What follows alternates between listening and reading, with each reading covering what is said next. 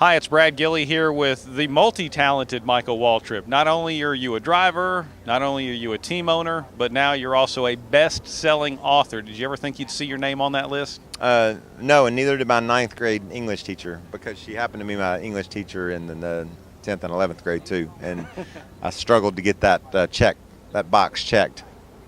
How has it been? Your new book, first of all, let's talk about that in the blink of an eye.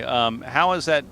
Just the whole experience been for you? It's been very, very therapeutic for me in the long haul. While I was doing it, it was just work, and it was a pain to go back and visit that part of my life. Is something that I'd sort of just try to put over to the side and not deal with it.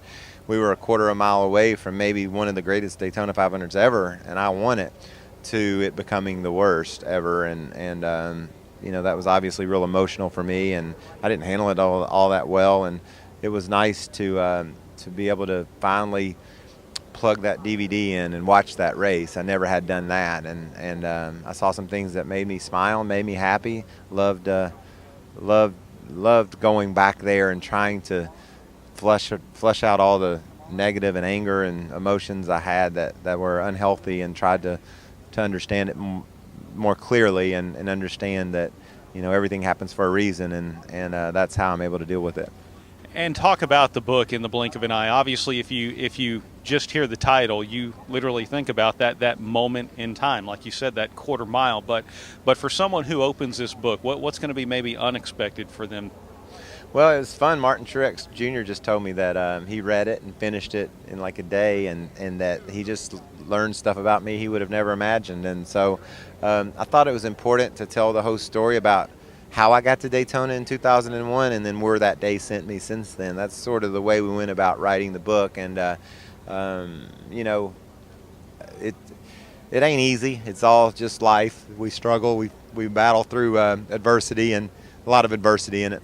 Well, anyone who has any idea who Michael Waltrip is knows that you're a pretty dynamic character. I mean, has anyone looked at maybe optioning some TV or film rights to your life story? I mean, honestly, you've really, when someone says been there, done that, you can truly say been there, done that with about everything. What's interesting, in the post-race coverage from Fox that day, it was their first day of covering NASCAR, and my brother was in the booth, and Chris Myers was down in the pit, and Chris said after the race, this day had all the makings of a major motion picture. You had the guy getting his first win. His team owner was pushing him to get that win, and then at that time Dale drove off to the hospital, and his fate was unknown. But it was just that type of day. So it's a heck of a story to be able to try to explain it to people. They would, you almost would say there's no way. That's I said that for a long time. There's just no way that happened. To me, one of the most moving images of that day is seeing you cheering in victory lane, and then Ken Schrader coming in there. Yeah. What went on there? He just came in and as my friend and just gave me a heads up. He said, "Dale's not good," and I said, "What do you mean?" He said, "I think he's hurt." And we have this video at michaelwaltripracing.com that shows him in that moment. And at first I was like, "This is awesome," and then I turned. I said, "What do you mean?" So that sort of, Ken was just being sweet. He wanted me to have a clue that, that something was wrong. And then from that moment on, I started asking more and more questions, and people were like, he's going to be okay. He's at the hospital, but he's going to be all right. And then ultimately I found out that he wasn't.